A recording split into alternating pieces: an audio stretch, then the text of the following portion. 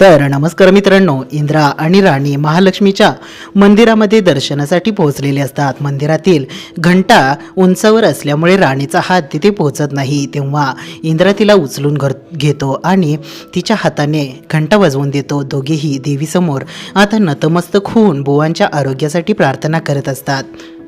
पण तेवढ्यातच दुसरीकडे विक्रांतने बुवांना कायमचे संपवण्याचा कट रचलेला आहे. कोणालाही संशय येऊ नये म्हणून तो डॉक्टरांचा वेश धारण करून तोंडावर मास्क लावतो आणि आता लगेच तो हॉस्पिटलमध्ये येतो.